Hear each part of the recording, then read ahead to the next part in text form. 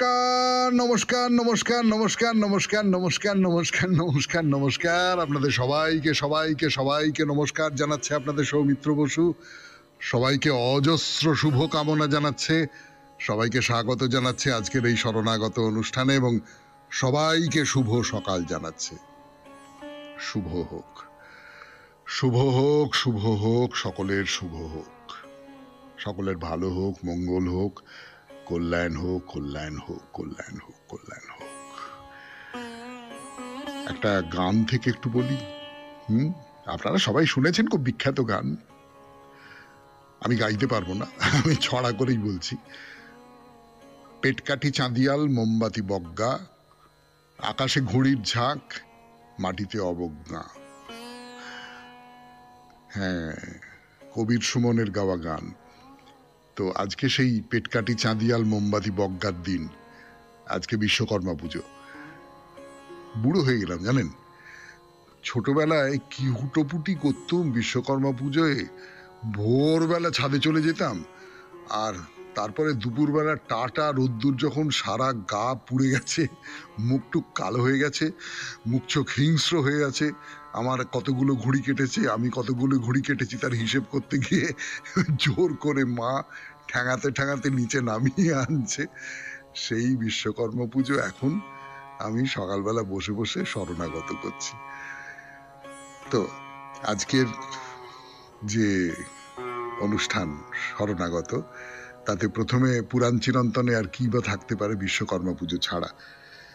বিশ্বকর্মের কথা বলবো, কিন্তু সে তো অনুষ্ঠান পরিচিতির সময়। আপাতত জানিয়ে রাখি যে কেবলমাত্র বিশ্বকর্মা পুজো নয়, আজকে পশ্চিমবঙ্গে প্রচলিত শ্রী শ্রী মনসা দেবী ও অষ্টনাগ পূজা সমাপন এবং মনসা দেবীর ভাসান, ভাদ্রাবতী পুজোর সমাপ্তি আজকে। আজকে অমর কথাশিল্পী শরৎচন্দ্র চট্টোপাধ্যায়ের জন্মদিন। এবারে বেণীমাধবশীলের পঞ্জিকা অনুযায়ী আজকের দিনটার কথা। আজকে 31শে ভাদ্র 1432, ইংরেজির 17ই সেপ্টেম্বর 2025, বুধবার, একাদশী। সূর্যোদয়ের সময় ভোর 5:27, সূর্যাস্তের সময় বিকেল 5:38। জন্মে কর্কট রাশি, বিপ্রবর্ণ, দেবগণ। আমাদের হোয়াটসঅ্যাপে চিঠি পাঠাবার নাম্বার 9831922927। চিঠির গোড়ায় অতি অবশ্যই SG লিখতে হবে। আরও একটা কারণে আজকের দিনটা আমার কাছে বিশেষ দিন, সেটা হচ্ছে 2018 সালে এই 17ই সেপ্টেম্বর তারিখে আমি 92.7 বিগ FM শরণাগত অনুষ্ঠানে যোগ দিয়েছিলাম।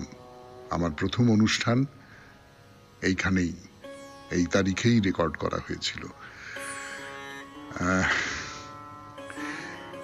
এবার যাওয়ার সময় হয়ে গেল, সেই জন্যে প্রথম দিনের কথা ভেবে একটু একটু একটু মন খারাপ লাগছে আর কি। আচ্ছা, এইবারে আজকের অনুষ্ঠান সম্পর্কে বলি। প্রথমে পুরাণ চিরন্তন। পুরাণ চিরন্তনে আমরা পুরোহিত নিয়ে কথা বলছিলাম, কিন্তু না, আজকে বিশ্বকর্মা পুজোর দিন, আজকে তো পুরোহিত নিয়ে কথা হবে না। আজকে বিশ্বকর্মা সম্পর্কেই কথা বলা হবে। ঘুড়ির যে বিশ্বকর্মা, দুরন্তপনার যে বিশ্বকর্মা, তার বাইরের যে পুরাণের বিশ্বকর্মা, তাকে নিয়ে দুটো চারটে কথাই বলতে পারবো। আমাদের যা সময় আছে তাতে করে এই দুটো চারটে কথাই বলা সম্ভব হবে। তারপরে স্বামী বিবেকানন্দের রচনা থেকে পাঠ, স্বামী বিবেকানন্দের আত্মা, ইহার স্বরূপ ও লক্ষ্য, এখান থেকে পড়ে শোনাবো আপনাদের। তারপর চলে যাব ভগবদ গীতা থেকে পাঠ, স্বামী রঙ্গনাথানন্দজির অনুবাদ এবং ব্যাখ্যায় ভগবদ গীতা। স্বামী গোকুলানন্দজির রচনা মানসিক চাপ কি করে জয় করতে হয়, তাই নিয়ে স্বামী গোকুলানন্দজির লেখা আপনাদের চিঠিপত্র। আর শেষে বাইরে দূরে 92.7 বিগ FM শরণাগত অনুষ্ঠান শুনতে বসেছেন। আমি আছি আপনাদের সঙ্গে, আপনাদের সৌমিত্র বসু। পুরাণ চিরন্তনে আজকে দেবশিল্পী বিশ্বকর্মার কথা। আজ বিশ্বকর্মা পুজো, বিশ্বকর্মা, দেবশিল্পী। এই যে ঘুড়ি ওড়ানো হয়, আমার নিজের ধারণা এই ঘুড়ি তৈরি করাটাও কিন্তু ঘুড়ি ওড়ানোর একটা কাজ। এবং ওই কাঠি দিয়ে তারপরে মাঞ্জা সুতো করা, কাগজ দিয়ে এই সমস্ত করে, এই যে নির্মাণ, যে কোনো নির্মাণের দেবতা হচ্ছেন বিশ্বকর্মা। কিন্তু আমরা হয়তো এটা জানি না যে যিনি মা, তিনি হচ্ছেন বৃহস্পতির বোন, তার নাম যোগসিদ্ধা। আর বাবা যে অষ্টবসু আছেন, সেই অষ্টবসুর অন্যতম, অষ্টম বসু আর কি, তার নাম প্রভাস। বিশ্বকর্মা সমস্ত রকম শিল্পের প্রকাশক, অলংকারের দেবতা তিনি। দেবতাদের যে বিমান, বিমানে চড়ে যারা যান, অখিল বিমানে, মহালয়ার সেই গান মনে করে দেখুন, সেই বিমান তার নির্মাতা। এবং এই মানুষ যারা শিল্পকলায় পারদর্শিতা লাভ করে, তারা কিন্তু বিশ্বকর্মার প্রসাদেই সেটা করে থাকে। রাবণের যে লঙ্কাপুরী, সেই লঙ্কাপুরী তিনি নির্মাণ করেছিলেন, অর্থাৎ তিনি স্থাপত্যবিদ্যা যাকে বলে, সেই স্থাপত্যবিদ্যার দেবতা।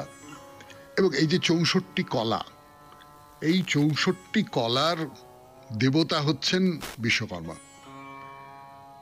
এবং ঋগ্বেদে আছেন বিশ্বকর্মা, আছেন, মানে এতটাই প্রাচীন দেবতা তিনি। তিনি সর্বদর্শী ভগবান। শিল্পী তো সর্বদর্শী ভগবানই, শিল্পী তো ত্রিকালজ্ঞ, ঋষিদের বলা হয়, শিল্পীদের বলা হয়।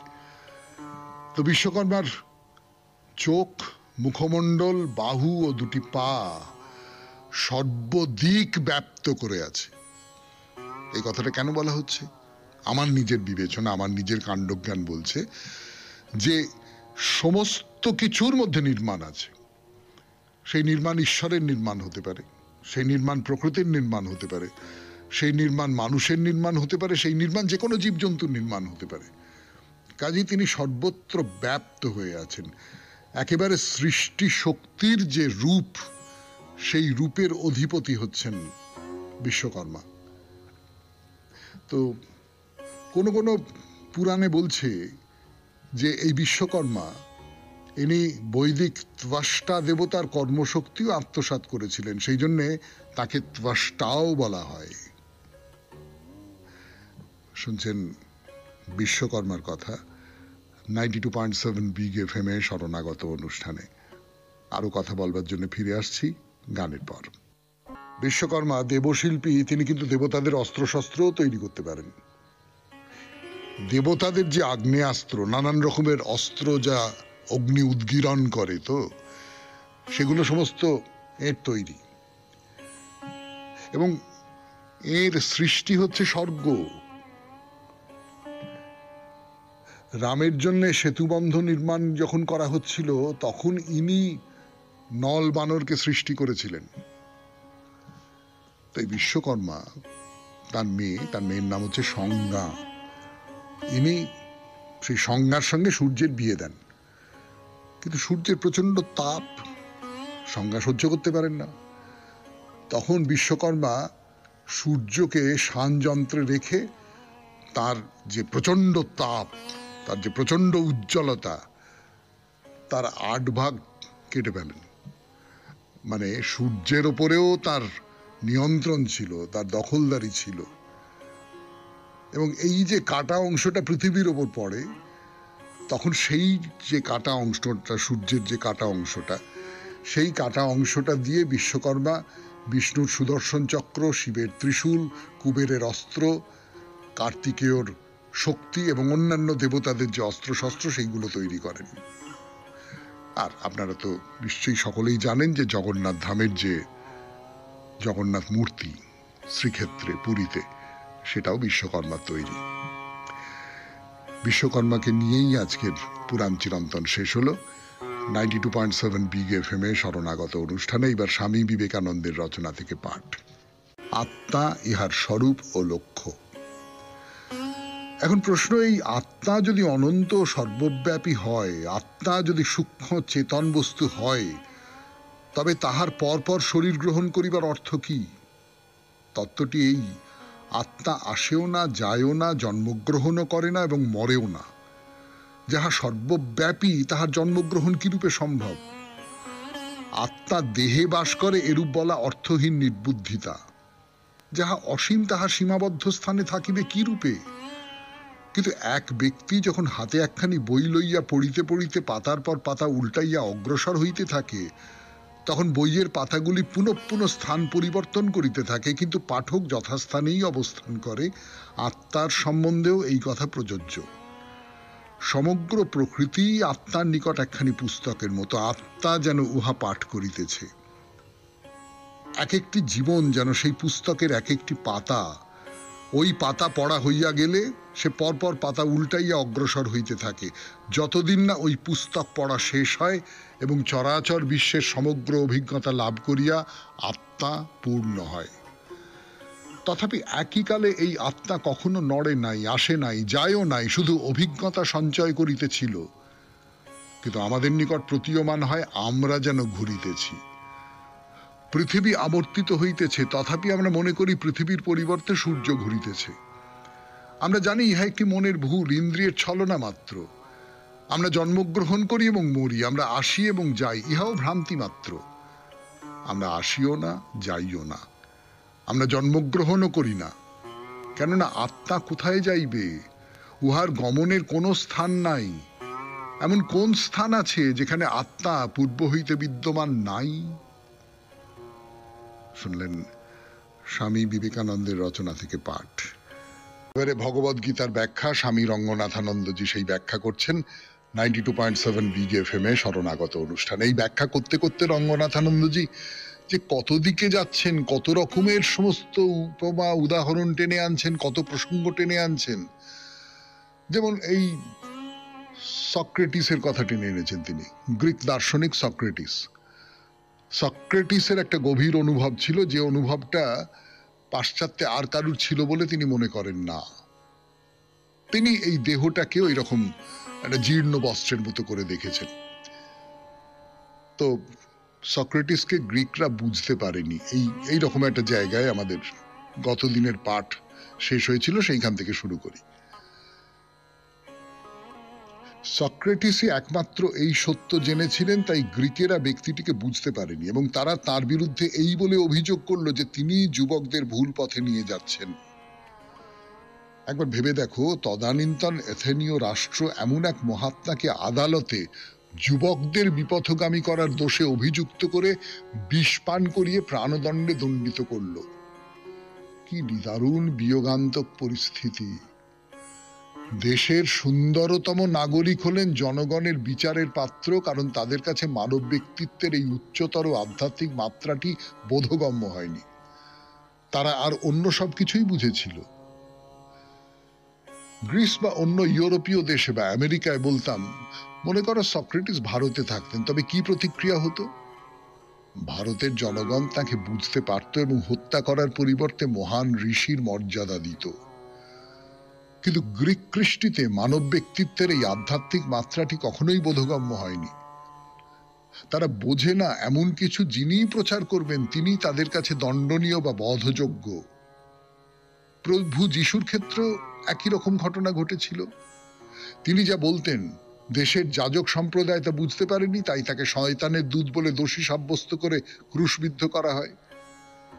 মনে পড়ে বার্টন রাসেলের সেই প্রসিদ্ধ মন্তব্যটি, তুমি যদি লোকেদের শেখার ক্ষমতার চেয়ে অতিরিক্ত দ্রুততর বেগে তাদের শেখাতে যাও, তবে তুমি নিজেই বিপদে পড়বে। সক্রেটিস এমন কিছু শেখাতেন যা জনগণ বুঝতো না, কিন্তু প্লেটো ও সামান্য কিছু লোক তা বুঝেছিল।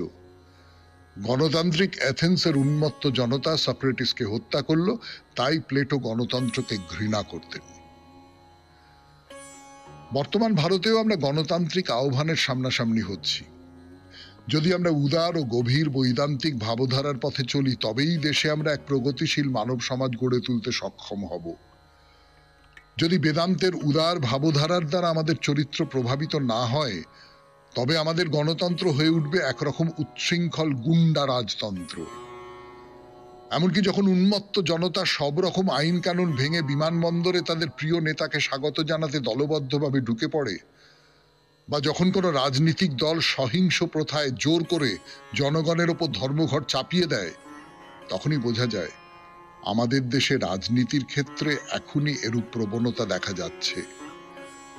যখন আমাদের জনগণ বৈদান্তিক নিয়মানুবর্তিতার সামান্য কিছু অনুশীলন করবে, আমার আশা যে তারা তা করবে, তখন আমরা ভারতে এক প্রকৃত গণতান্ত্রিক রাষ্ট্র ও সমাজ গড়ে তুলতে সফলকাম হব। ভগবদ গীতা থেকে পাঠ। স্বামী রঙ্গনাথানন্দজি কোথায় চলে এসেছেন। একটু গান শুনি, তারপর আবার ফিরে আসছি পাঠে। ফিরে এলাম গানের পর। 92.7 বিগ FM এ শরণাগত অনুষ্ঠান শুনছেন, ভগবদ গীতা থেকে পাঠ। বিবেকানন্দর মতো আমাদের আধুনিক যুগের আচার্যগণ আমাদের সামন্ততন্ত্র থেকে গণতন্ত্রের রূপায়ণের মতো সর্বাত্মক বিপ্লব গড়ে তুলতে এক নির্দেশ দিয়েছেন। প্রকৃত গণতন্ত্র আসবার আগে আমাদের চরিত্রের বহু কালিমা মুছে ফেলতে হবে। তা সম্ভব হবে যখন আমাদের শিক্ষা ও সংস্কৃতি জনগণের কাছে পৌঁছবে। কেবল শিক্ষা নয়, শিক্ষা আমাদের অমার্জিতও করে তুলতে পারে। আজকাল দেখি বহু শিক্ষিত যুবক ব্যবহারে অমার্জিত, কিন্তু সংস্কৃতির সহযোগে শিক্ষা হয়ে উঠবে এক সংশোধনী প্রক্রিয়া। পশ্চিম দেশে প্রদত্ত কয়েকটি ভাষণে আমি বলেছি, প্লেটোর কথোপকথনের এই অংশটি ঠিক যেন আমাদের উপনিষদের কোনো একটি অধ্যায়। এ বিষয়ে এক ব্রিটিশ চিন্তাবিদ E.J. উরউইক তার বিখ্যাত গ্রন্থ দ্য মেসেজ অফ প্লেটোতে বলেছেন যে উপনিষদ না জানলে প্লেটো ও সক্রেটিসকে কখনোই বোঝা যায় না। তার গ্রন্থে নানা দৃষ্টান্তও দিয়েছেন। তাই মানব সত্তার অমৃতত্ব খ্যাপনকারী এই শ্লোকগুলি বর্তমান যুগে সারা বিশ্ববাসীর কাছে প্রচন্ড আকর্ষণীয় হয়ে উঠছে। আমরা জীবনের বেঁচে থাকার দিকটাই জানি, জীবনের অন্য দিক মৃত্যু সম্বন্ধে আমরা অজ্ঞ। মৃত্যু ও জীবন হলো একই সত্যের দুটি রূপ। ভারতের তথা মানব জাতির প্রাচীনতম গ্রন্থ ঋগ্বেদের এক প্রাচীন শিক্ষা হলো ইয়স্য ছায়া অমৃতম ইয়স্য মৃত্যু। সেই সত্যেরই ছায়া হলো অমৃতত্ব ও মৃত্যু। অতএব সত্যকে জানতে হলে জীবন ও মৃত্যু দুটিই জানতে হবে। কেবল জীবন জানলেই হবে না। গ্রিকগণ কেবল জীবনকেই বুঝেছিল। লোয়েস ডিকিনসন আর এক ব্রিটিশ পণ্ডিত গ্রিক জীবন সম্বন্ধে লিখতে গিয়ে বলেছেন, গ্রিকগণ জীবন বুঝতেন, কিন্তু তারা মৃত্যুর সঙ্গে কখনো বোঝাপড়া করতে পারেননি। মৃত্যুকালে তাদের বোধ হতো তাদের যেন ছিনিয়ে নিয়ে যাচ্ছে কোনো শক্তি, যাকে তারা মোটেই পছন্দ করত না। তবে আমি আগেই বলেছি, সক্রেটিস ছিলেন একটি ব্যতিক্রম। তিনি জীবন মৃত্যুর অর্থ বুঝতেন। বর্তমান পাশ্চাত্য সভ্যতায় আমাদের জীবনে একই পরিস্থিতি উদ্ভূত হচ্ছে। আমরা মৃত্যুর অর্থ বুঝি না। মৃত্যু যে শরীরের আত্মার নয় তা বুঝি না। মানুষ মৃত্যুহীন। দুটি ভাবকে যতই একত্রিত করা যায়, মৃত্যু ভয় ততই কমে আসে। আর বিশেষ রূপে আমাদের ভারতে এই শিক্ষার প্রসার আরো বেশি বেশি হওয়া প্রয়োজন। আমরা মৃত্যু ভয়ে এতই ভীত। বস্তুত শৈশবে বাড়িতে আমি যদি কখনো মৃত্যুর কথা উত্থাপন করতাম, লোকে আমার উপর ঝাঁপিয়ে পড়ে বলতো, ও না, মৃত্যুর কথা একেবারেই তুলবে না, মৃত্যু আসার আগেই আমরা কেন মরতে যাব। এ হলো ভীরুতার অর্থ। শেক্সপিয়ার বলেছিলেন, ভীরু ব্যক্তিরা জীবনে বহুবারই মরে, কিন্তু বীর একবার মাত্রই মৃত্যুর স্বাদ পায়। একথা অক্ষরে অক্ষরে সত্য। যে জাতি মৃত্যুকে ভয় করে তারা কখনোই বড় হতে পারে না। মৃত্যুর মুখোমুখি হলেই তুমি মহান হতে পারো, এই শিক্ষাই স্বামী বিবেকানন্দ আমাদের দিয়েছিলেন বর্তমান যুগে। শুনলেন ভগবদ গীতা থেকে পাঠ। 92.7 বিগ FM এ শরণাগত অনুষ্ঠানে এবার স্বামী গোকুলানন্দ। এবার স্বামী গোকুলানন্দ 92.7 বিগ FM এ শরণাগত অনুষ্ঠানে পড়ে শোনাই, যতটা পড়ে শুনিয়েছিলাম তারপর থেকে। এটা নিঃসন্দেহ যে হতাশায় ভোগা একজন ব্যক্তি কিছু একটা অর্জনের আশায় বিস্তর চেষ্টা চরিত্র করেন এবং ফলে কখনোই তার ব্যস্ততার অন্ত নেই। কিন্তু দুর্ভাগ্য, তার সব চেষ্টার ফল শুধু এক অনর্থক শক্তির অপচয়। উদাহরণস্বরূপ, একজন স্বাভাবিক ব্যক্তি সহজেই পার হয়ে যান ব্যস্ত কোনো রাস্তা, এ তার দৈনন্দিন কাজেরই একটা অঙ্গ। কিন্তু মানসিক হতাশায় নিমজ্জিত একজন ব্যক্তি রাস্তা পার হওয়ার আগে দীর্ঘক্ষণ ধরে ভাবেন, রাস্তাটা পার হব কি করে।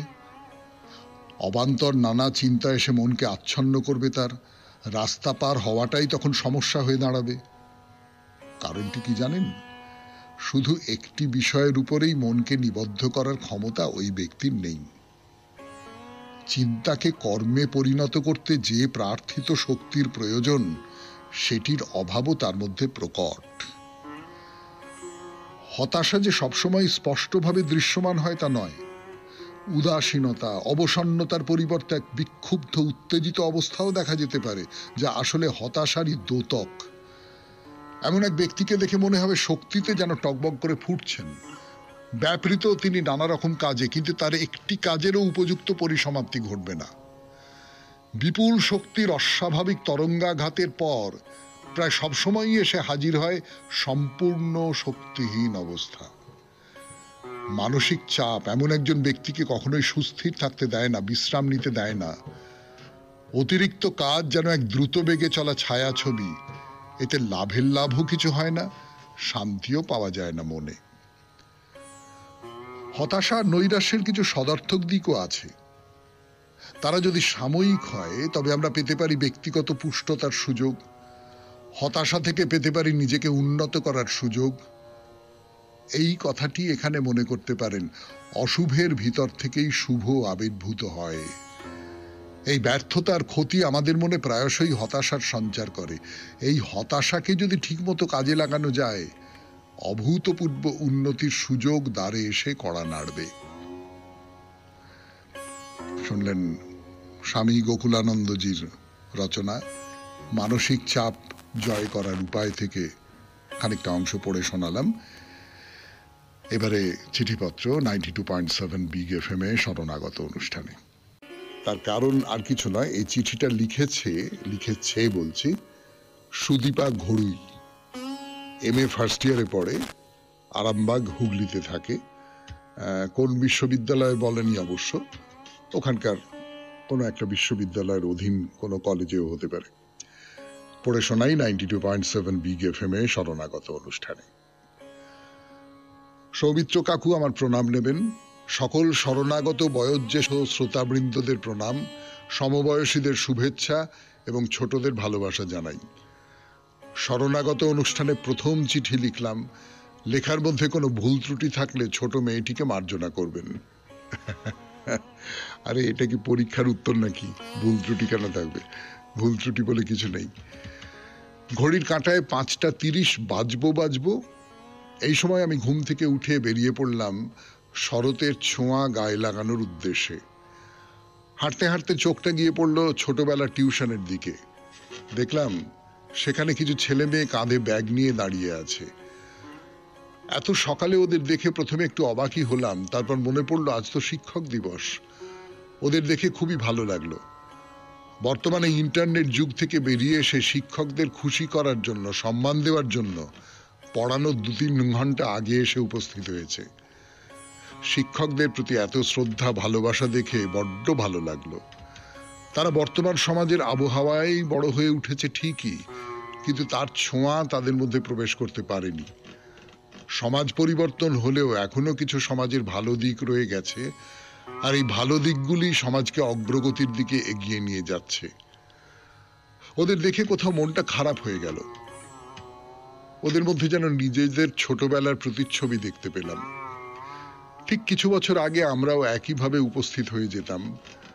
তখন যদি বর্তমানের মতো আমাদের হাতে মোবাইল থাকতো, তাহলে হয়তো ফ্রেমবন্দি হতো ঠিকই, কিন্তু সেই মুহূর্ত মনের মণিকোঠায় গেঁথে থাকতো না।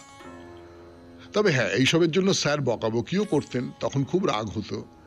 পর মুহূর্তে বোঝাতেন পিতামাতা, শিক্ষক, অন্ন, এই 3টে জিনিসের ওপর কোনোদিনও রাগ করতে নেই। তখন ছোট ছিলাম, বুঝতাম না, কিন্তু এখন বুঝতে পারি শিক্ষকদের ধর্মই তো শিক্ষার্থীদের ভালো চাওয়া। বড্ড ইচ্ছা হয় পুরনো দিনগুলো ফিরে পেতে, কিন্তু কি আর করার আছে? অতীতকে ফেলে বর্তমানের দিকে এগিয়ে যাওয়াই তো প্রকৃতির নিয়ম। চাইলেও খণ্ডন করতে পারি না। সময় তো আর কারোর জন্য থেমে থাকে না। ইতি নমস্কারান্তে সুদীপা ঘড়ুই, MA first year, Arambagh, Hooghly. তারপরে SG লেখা রয়েছে, সেটা তো আর পড়বার দরকার নেই। সুদীপা, খুব ভালো লিখেছো চিঠিটা গো, খুব ভালো লিখেছো। এই যে ছোটবেলার কথা মনে পড়ছে, এ তো আমাদেরও মনে হয়। আমাদের আরো বেশি করে মনে হয় আমরা যারা আরো অনেক বেশি বড় বেলায় চলে গেছি। যাই হোক, নিয়মিত শরণাগত শুনো এই কথাটা আর বলবো না, বলতে পারবো না আর কি। কিন্তু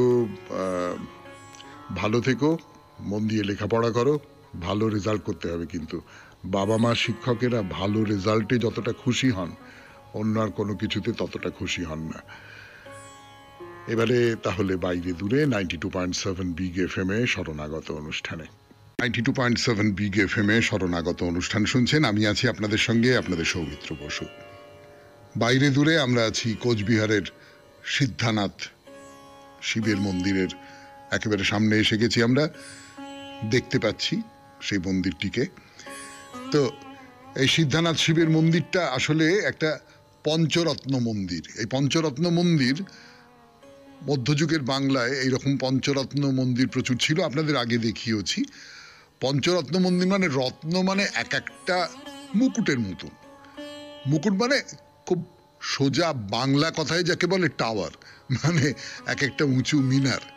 মিনার শব্দটা বললে একটা ইসলামী স্থাপত্যের ধরন আসে, কিন্তু আমাদের যে আমি জানি না এই মন্দিরের মধ্যে যে এই যে টাওয়ার বা মিনার তৈরি করা হয়েছিল তার সঙ্গে ইসলামী স্থাপত্য রীতির কোনো সম্পর্ক আছে কিনা, সেটা যারা স্থপতি, যারা এই বিষয়ে পড়াশুনো করেছেন, পণ্ডিত মানুষ, তারা বলতে পারবেন। তার কারণ মধ্যযুগের বাংলার যে স্থাপত্য, সেই স্থাপত্যের মধ্যে প্রচুর পরিমাণে ইসলামী ধাঁচা এসে মিশেছে, তাতে কোনো সন্দেহ নেই। নানান রকমের ধর্মীয় বিভেদের কথা আমরা শুনি, নানান রকমের জীবনযাপনের বিভেদের কথা আমরা শুনি, এই সমস্ত শুনি। কিন্তু শিল্পে, সাহিত্যে, সংস্কৃতিতে যাকে বলে, সেইখানে এই দুই রীতির যে কত রকমের খুব স্বাস্থ্যকর মেশামেশি হয়েছে, সেই ব্যাপারটা আমাদের একটু মনে রাখতেই হবে। তা না হলে আমরা খুব কি বলবো, কুয়োর ব্যাং হয়ে যাব। তো যাই হোক, এই যে পঞ্চরত্ন মন্দির, এই পঞ্চরত্ন মন্দিরের ধরুন একটা মন্দির, তো মন্দিরের চারপাশে চারটে উঁচু মিনার, মানে ছাদ থেকে মন্দিরের চূড়াটা আছে, চারপাশে চারটে মিনার আর মাঝখানে একটা এরকম মিনার। এই হলো পাঁচটা মিনার বা পাঁচটা স্তম্ভ বলতে পারেন, বা পাঁচটা টাওয়ার বলতে পারেন, যা কিছু বলতে পারেন। তো এই যেটা বারবার করেই বলবার, যে বহু প্রাচীনকালের যে টেরাকোটা কিরকম ছিল আমাদের বাংলার যে টেরাকোটা, তার নিদর্শন এই মন্দিরটার মধ্যে ছড়িয়ে আছে। এত ভালো টেরাকোটার কাজ, এত এত সুন্দর ব্যাপ্ত, মানে গোটা মন্দির জুড়ে এই টেরাকোটার কাজ। কোচবিহার জেলার, এবং যদি সত্যি সত্যি বলেন তাহলে পশ্চিমবঙ্গের উত্তর অঞ্চলের যে মন্দিরগুলো, তার মধ্যে কয়েকটা ব্যতিক্রমী মন্দির বাদ দিলে এরকম টেরাকোটার কাজ নেই। কিন্তু মানে এই যে উত্তরবঙ্গের অন্তত যদি আমি বলি, কয়েকটাই মন্দিরে টেরাকোটার কাজ রয়েছে এরকম, তার মধ্যে এটা অন্যতম। তো যাই হোক, মন্দির সম্পর্কে প্রাথমিক দুটো চারটে তথ্য যা বলবার সেসব আপনাদের বললাম। তাহলে চলুন মন্দির দর্শন করতে যাই। মন্দিরটা ওই যে যেটা বলছিলাম না, যে দিনহাটা যাওয়ার পথে বড় রাস্তা, হাইওয়ে চলে গেছে, হ্যাঁ, লম্বা, হু হু করে আপনি চলে যাচ্ছেন গাড়ি নিয়ে, না ঠিক বড় রাস্তার উপর নয়। এবার আপনাকে বাঁক ফিরতে হবে। আপনি বাঁ দিকে বেঁকে গেলেন, বাঁ দিকে বেঁকে গেলে তখন রাস্তাটা একটু সরু, না ভালো রাস্তা, এমনি কোনো গন্ডগোল নেই, খুবই ভালো রাস্তা, কিন্তু একটু সরু হয়ে গেছে রাস্তাটা। এই রাস্তা ধরে খানিকটা এগিয়ে গেলেন, একটু বেশি গ্রামের দিকে ঢুকে পড়েছেন, একটু বেশি গাছপালা চারপাশে, বাড়িঘর কমে গেছে, বা সেই বাড়িগুলো দেখেও মনে হয় যে গাছপালা, পুকুর, খুব বড় আকাশ। হ্যাঁ, তো এই করে যেতে যেতে যেতে যেতে দেখলেন যে এই তো আপনার ডান হাতে এই মন্দির পড়ছে। গাড়ি থামালেন, তারপর 92.7 বিগ এফএম এ শরণাগত অনুষ্ঠান শুনছেন। আমি আছি আপনাদের সঙ্গে, আপনাদের সৌমিত্র বসু। বাইরে একটা কালো রঙের লোহার গেট, প্রায় যেন শাসন করছে, ভেতরে ঢুকতে পারবেন না, বলুন না না, এরকম কালো লোহার গেট দেখলেই মনে হয় না যে শাসন করছে, না যাবেন না, এরকম একটা ভাব করছে। বিশেষ করে কালো রঙের যদি গেট হয় তাহলে তো খুব মানে আমার মনে হয়, আমার এরকম সব উল্টোপাল্টা নানান রকম চিন্তা হয়, আপনাদের সঙ্গে মিলবে তার কোনো মানে নেই।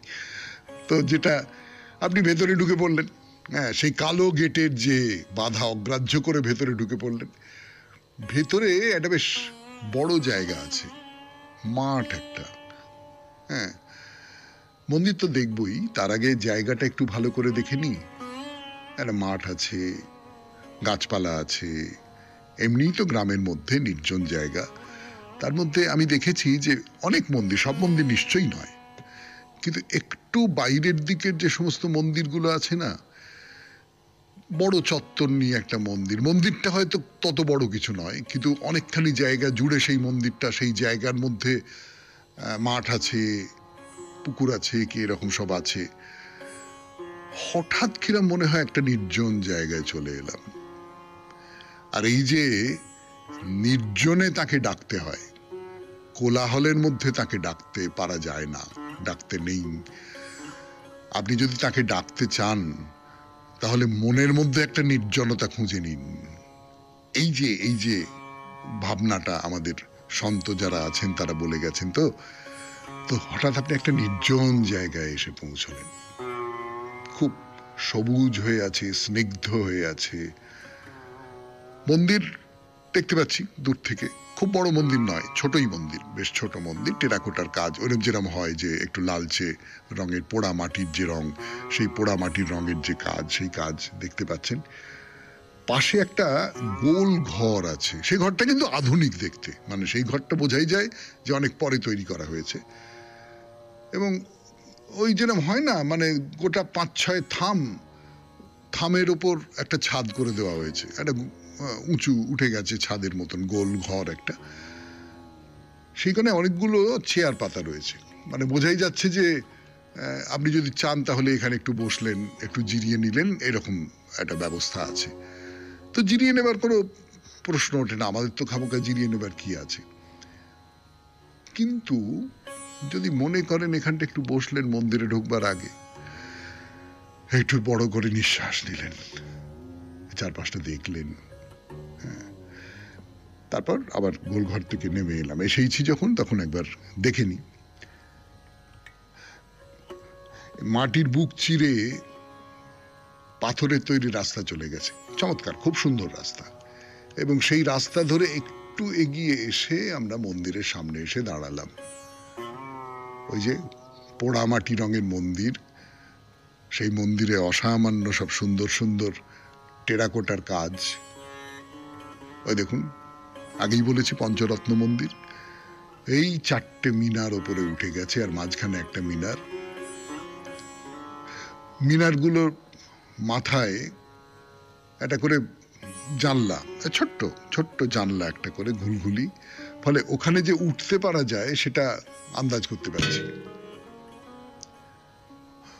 মন্দিরের যে চালটা সেটা একটু ধনুকের মতো বেঁকে আছে, হ্যাঁ, তার নিচে একটু নিচে খানিকটা কুঁড়ে ঘরের চালার মতন একটা ডিজাইন করা আছে আর কি। তার নিচে মন্দিরে ঢুকবার দরজা। সেই দরজার সামনে দাঁড়িয়ে আমাদের আজকের শরণাগত শেষ হলো। 92.7 বিগ FM এ শরণাগত অনুষ্ঠানে চিঠি পাঠাবার হোয়াটসঅ্যাপ নাম্বার 9831922927। চিঠির গোড়ায় অতি অবশ্যই SG লিখতে হবে। আর সামনের বৃহস্পতিবারের চিঠির বিষয় পুজো কেমন কাটবে, এই নিয়ে চিঠি চটপট লিখে পাঠিয়ে দিন। আগামী মঙ্গলবারের ভেতরে আমাদের দপ্তরে এই চিঠি যেন পৌঁছে যায়। তাহলে এবার কবিতা দিয়ে শেষ, রবীন্দ্রনাথের কবিতা। কবিতার নাম আগমন। তখন রাত্রি আঁধার হলো, সাঙ্গ হলো কাজ, আমরা মনে ভেবেছিলেম আসবে না কেউ আজ। মোদের গ্রামের দুয়ার যত রুদ্ধ হলো রাতের মতো, দু একজনে বলেছিল আসবে মহারাজ, আমরা হেসে বলেছিলেম আসবে না কেউ আজ। দ্বারে যেন আঘাত হলো শুনেছিলেম সবে, আমরা তখন বলেছিলেম বাতাস বুঝি হবে। নিবিয়ে প্রদীপ ঘরে ঘরে শুয়েছিলেম আলস্য ভরে। দু একজনে বলেছিল দুধ এলো বা তবে, আমরা হেসে বলেছিলাম বাতাস বুঝি হবে। নিশীথ রাতে শোনা গেল কিসের যেন ধ্বনি, ঘুমের ঘরে ভেবেছিলেন মেঘের গরজনী। ক্ষণে ক্ষণে চেতন করি কাঁপল ধরা থরথরি, দু একজনে বলেছিল চাকার ঝনঝনি। ঘুমের ঘরে কহিমোরা মেঘের গরজনী। তখনও রাত আঁধার আছে, বেজে উঠল ভেরি। কে ফুকারে জাগো সবাই, আর করো না দেরি। বক্ষ পরে দুহাত চেপে আমরা ভয়ে উঠি কেঁপে। দু একজনে কহে কানে রাজার ধ্বজা হেরি। আমরা জেগে উঠে বলি আর তবে নয় দেরি। কোথায় আলো, কোথায় মাল্য, কোথায় আয়োজন? রাজা আমার দেশে এলো, কোথায় সিংহাসন? হায় রে ভাগ্য, হায় রে লজ্জা, কোথায় সভা, কোথায় শয্যা? দু একজনে কহে কানে বৃথায় ক্রন্দন, রিক্ত করে শূন্য ঘরে করো অভ্যর্থন। ওরে দুয়ার খুলে দে রে, বাজা শঙ্খ বাজা, গভীর রাতে এসেছে আজ আঁধার ঘরের রাজা।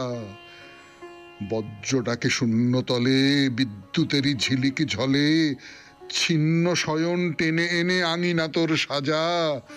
ঝড়ের সাথে হঠাৎ এলো দুঃখ রাতের রাজা।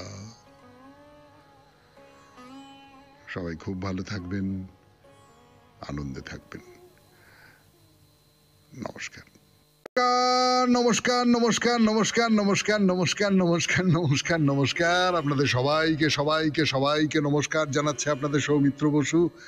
সবাইকে অজস্র শুভ কামনা জানাচ্ছে, সবাইকে স্বাগত জানাচ্ছে আজকের এই শরণাগত অনুষ্ঠানে, এবং সবাইকে শুভ সকাল জানাচ্ছে। শুভ হোক, শুভ হোক, শুভ হোক, সকলের শুভ হোক, সকলের ভালো হোক, মঙ্গল হোক, কল্যাণ হোক, কল্যাণ হোক, কল্যাণ হোক, কল্যাণ হোক। একটা গান থেকে একটু বলি। আপনারা সবাই শুনেছেন, খুব বিখ্যাত গান। আমি গাইতে পারবো না, আমি ছড়া করেই বলছি। পেটকাঠি চাঁদিয়াল মোমবাতি বজ্ঞা, আকাশে ঘুড়ির ঝাঁক, মাটিতে অবজ্ঞা। হ্যাঁ, কবির সুমনের গাওয়া গান। তো আজকে সেই পেটকাঠি চাঁদিয়াল মোমবাতি বজ্ঞার দিন, আজকে বিশ্বকর্মা পুজো। বুড়ো হয়ে গেলাম জানেন। ছোটবেলায় কি হুটোপুটি করতুম বিশ্বকর্মা পুজোয়। ভোরবেলা ছাদে চলে যেতাম, আর তারপরে দুপুরবেলা টাটা রোদ্দুর যখন সারা গা পুড়ে গেছে, মুখ টুক কালো হয়ে গেছে, মুখ চোখ হিংস্র হয়ে গেছে, আমার কতগুলো ঘুড়ি কেটেছে, আমি কতগুলো ঘুড়ি কেটেছি তার হিসেব করতে গিয়ে জোর করে মা ঠ্যাঙাতে ঠ্যাঙাতে নিচে নামিয়ে আনছে। সেই বিশ্বকর্মা পুজো এখন আমি সকালবেলা বসে বসে শরণাগত করছি। তো আজকের যে অনুষ্ঠান শরণাগত, তাতে প্রথমে পুরাণ চিরন্তনে আর কি বা থাকতে পারে বিশ্বকর্মা পুজো ছাড়া। বিশ্বকর্মের কথা বলবো, কিন্তু সে তো অনুষ্ঠান পরিচিতির সময়। আপাতত জানিয়ে রাখি যে কেবলমাত্র বিশ্বকর্মা পুজো নয়, আজকে পশ্চিমবঙ্গে প্রচলিত শ্রী শ্রী মনসা দেবী ও অষ্টনাগ পূজা সমাপন এবং মনসা দেবীর ভাসান, ভাদ্রাবতী পুজোর সমাপ্তি আজকে। আজকে অমর কথাশিল্পী শরৎচন্দ্র চট্টোপাধ্যায়ের জন্মদিন। এবারে বেণীমাধবশীলের পঞ্জিকা অনুযায়ী আজকের দিনটার কথা। আজকে 31শে ভাদ্র 1432, ইংরেজির 17ই সেপ্টেম্বর 2025, বুধবার, একাদশী। সূর্যোদয়ের সময় ভোর 5:27, সূর্যাস্তের সময় বিকেল 5:38। জন্মে কর্কট রাশি, বিপ্রবর্ণ, দেবগণ। আমাদের হোয়াটসঅ্যাপে চিঠি পাঠাবার নাম্বার 9831922927। চিঠির গোড়ায় অতি অবশ্যই SG লিখতে হবে। আরও একটা কারণে আজকের দিনটা আমার কাছে বিশেষ দিন, সেটা হচ্ছে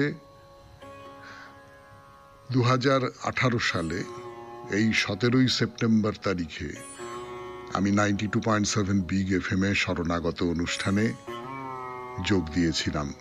আমার প্রথম অনুষ্ঠান এইখানেই, এই তারিখেই রেকর্ড করা হয়েছিল।